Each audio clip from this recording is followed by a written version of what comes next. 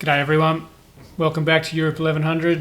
This is Fat Rod, aka Rodimus, aka that Aussie guy from YouTube. Thank you for those who've been sending through comments and DMs, very much appreciated.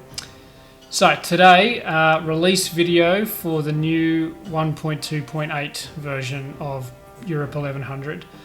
So Lemmy released his update of the Europe map last night, and I followed with mine shortly after. So both Europe 1100 and the Europe map now up to date with the latest version of Bannerlord and all the new features that brings. So what we'll do, I'll take you through the changes we've got and the ones that will be coming in the very near future after this release as well. So let's get into it. So starting off with our new playable cultures, of which we have 3. First of those is the Sami, which were added as part of the Europe map, although I did work on this myself. It's a larger troop tree, but they're quite basic, as you can tell. The idea is that they would be a lightly armoured group, focusing on spears, axes and archers. The elite line are actually the only troops who have a sword-shield combo, and the cavalry, they're less heavily armoured than every other culture, but still, a lot stronger than infantry in most cases. Moving on to the Serbian troops. So these were meant to pretty heavily match their Byzantine counterparts with a bit of Slavic influence, which we can see from the Slavic helmets on some of the units. But if we look at something like our Serbian hussar here, looks very much like a classic Byzantine or Roman troop. The elite line, again, nothing fancy, just different armour combinations compared to their Byzantine counterparts, and they should perform pretty similarly. Moving on to our Welsh culture. The idea with the Welsh was that they were going to have strong ranged units. The sources tell us that the English longbow actually came from the Welsh, so very strong archer units, even though they are quite lightly armoured. And their infantry are also skirmishers, so no real heavy swordsmen or heavy spearmen, except for the elite unit. So a very heavy focus on range and skirmishing. On the elite line, again, sources tell us that the Welsh units were very much a copy of their Norman and English counterparts, so these units are more or less the same. Just with some slightly different types of armour to make them look like they're a bit more, rough and ready. So yeah, should do well if you can pick up those troops. So moving on to new settlements. So we'll start off with the British Isles, and the first major one to call out is Kirkwall in the Orkney Islands. This will be a new settlement for the Scottish culture. I'd asked Lemmy to add this in and he kindly agreed, and I'm very excited because it'll allow us to create some unique gameplay based on historical events. In particular, the island chain itself was actually held by a Norwegian clan, Hakon Paulsen, at this date, and he was actually raiding against the Scottish. This island also formed the basis, or I should say formed the landing point for a later invasion by the King of Norway, Magnus. So what we're doing is we'll start off with Kirkwall belonging to the Norwegians, and they are immediately at war with Scotland as well. So what we're likely to see is, either Scotland will take that back and become a larger faction, or the Norwegians will come over and start to invade. Either of those would be a good outcome, I think. Moving down into England, we can see we've now added in York as well. Durham is a new settlement, and I've rebound Leeds to York. So this is good. This fleshes out this area of northern England, which was pretty empty. And I've also added a new clan, Mowbray, for England in order to hold this new settlement as well. So moving over to Wales now, we can see we've added a castle in the northern region, Powys Castle. I've also bound Cricketh to Powys. And we can see this is also using the new Welsh culture, which I've also added to Pembroke and each of its bound settlements. So the entire region is now Welsh culture and has both towns and castles to recruit from. So Wales is essentially a complete culture now. If you were to play as Welsh, you can recruit all types of troops. You've got 2 different settlement types you can capture, and you can manage your expansion or your territory from there. Moving over into Ireland, so Lemmy has added both Galway and Sligoch Castle. I haven't made any further changes here other than an additional clan and changing the ownership of some of these settlements.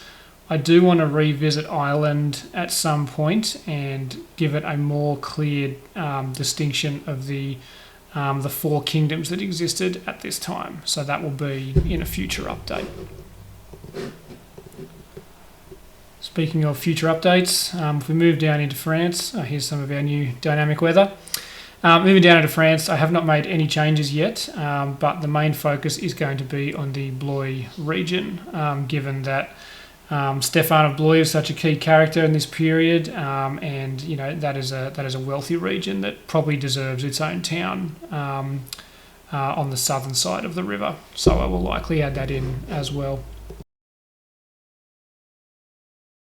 So moving into Spain now, and in the northeastern district we've added Zaragoza. I actually took Lisbon as the template for this building just by manipulating it. Looks like it actually slots into the river there quite nicely. Pretty happy with that. Zaragoza was actually still held by the Muslims at this point, so this gives us an interesting scenario where they kind of have a region carved out in between both Castile and Aragon. So that should make for some interesting gameplay. It's Spanish culture, so it should rebel relatively quickly, and it actually gives Aragon a chance to capture something relatively quickly, which I think is good. I've also added a new clan for Aragon, which is the Sanchez clan. And I've also increased the tier of all 5 of theirs to tier 5. So Aragon's had a bit of a buff. I'm hoping that they can at least hold off the Almoravids and don't get swallowed up by either them or Castile too quickly. Moving over into northwestern region, we can see we've added Leon, one of the major towns at the time, and I've given that 2 bound settlements. We can also see Coimbra, which has been added as part of the Europe map, thanks to Lemmy. This I've made Portuguese culture, which means between Coimbra and Castle of Ribadavia, we've now got both a castle and a town for the Portuguese culture, which means you can recruit all troop types. I've also added a Portuguese clan, Henry of Burgundy, which is sitting under the Castilians. So I think this is a unique situation where if you're playing as a Portuguese character, you actually have a Portuguese lord you could bribe over to your side and then have manage one of those two areas for you. So should work out quite well. Moving over to the Adriatic now, and what we can see is the expansion of Venetian territory. So if we look at Venice's current setup, they've got a handful of towns or settlements kind of scattered across the place, and what I want to do is consolidate their territory to the coast where it was historically. So what I've done is added in Jatara, which is modern day Zadar in Croatia, and that'll be the first of possibly 1 or 2 more towns. And then all of the bound settlements will be moved closer to the coast, just to better reflect what Venice's territory looked like during this time period. So moving across into Serbia now. So I've added in Stari Raz as a castle with the Serbian culture. I've also made Belgrade now Serbian. It's a bit of a challenge because Belgrade actually wasn't Serbian at this time, but if we look at where the Danube is, the amount of area I've got to play with is so small So really I've just tried to cram in and make best use of the land that I've got. But between Belgrade and Stari Raz, we now have a castle and a town to recruit from for our new Serbian culture. So moving over to Anatolia now, Konya has actually been added by Lemmy in the same place that I had it. But since it's now part of the Europe map, I've gone with his settlements. Moving across, we have Tefriki, which I had added in last time. And between Kayseri, Konya and Ankara, that makes up our Sultanate of Rum in that territory, with everything else belonging to the Seljuk Empire, which is still a separate culture. The major addition here is Mush, which I have added in with this release. So that gives us a town in eastern Anatolia. Also has bound settlements of Bingöl and Sirte, which I've taken from the existing castles in the region. And then just moving up into Georgia, so Lemmy has more or less replicated the changes I had already made, with the exception of Tauskari Castle. That one still only belongs to Europe 1100. So that's it for our Anatolia region.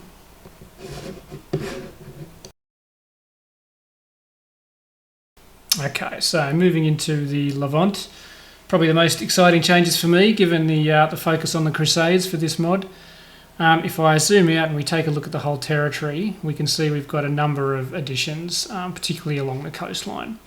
So we've added in Tripoli as a castle with bound settlements of Gibelet and Beirut. As a result, I've changed Al-Numan and Abu Duhur as bound settlements for Aleppo. And then Damascus gets 2 new settlements with Dion and Philadelphia. So really the Muslim, or I should say the Seljuk groups have really this strip in between the desert and the mountains, and then the Crusaders, the lands along the coast, with the exception of Tripoli, of course. Caesarea Castle, this has bound settlements of Accra and Tyre. Jerusalem has a new settlement with Jaffa, and Gaza, which I've moved across from its initial location. We've also added in Arish as a bound settlement for Arnekel Fortress, just because this region was pretty empty. And also, if we zoom in on these settlements, what I've done is I've given them all the Byzantine or imperial template of building type, and I've done this for everything in the former Byzantine territories. This is as opposed to the original type, which was the eastern kind of mud brick style house. So I've done that pretty much everywhere where I felt it was appropriate. So that's it for our changes in the Levant. Should provide some interesting gameplay opportunities, a bit of a buff for the Crusaders, but also with the addition of Tripoli, which was still held by the Muslims, the opportunity for the player to actually play out that crusade, capture that territory, and even establish the county of Tripoli yourselves. So should be a lot of fun. So a few more things to update everyone on. First is the addition of the Sami kingdom and culture, which is part of the Europe map. So the Sami are a bit of a problem because they didn't exist in our time period, and neither did any of these towns or castles. I had tried to remove them, but because of the port system, it breaks if I delete them. What I might try and do is get rid of any of the towns or castles that are not connected to the water, but for the most part, we're going to be stuck with the Sami for the immediate future, which is it is what it is. The other issue we have is that our previous quality of life updates are currently not working. So this was the code that handles the start location and the starting date, as well as the broken first option during character creation. So that code is not yet working. I do have Basil from Banner Kings helping me out with that, so I'm confident we should get that done within a week or two, and we'll be back to all of the functionality that we previously had in the last version. So that's it for our 1.2.8 release. Obviously, a lot of new changes with the new Bannerlord version, but then also our new cultures and a whole bunch of new settlements, which should provide for some pretty interesting gameplay. So looking forward to seeing how it all plays out. That's it for this video. Lots more coming in the very near future, and we'll see you next time.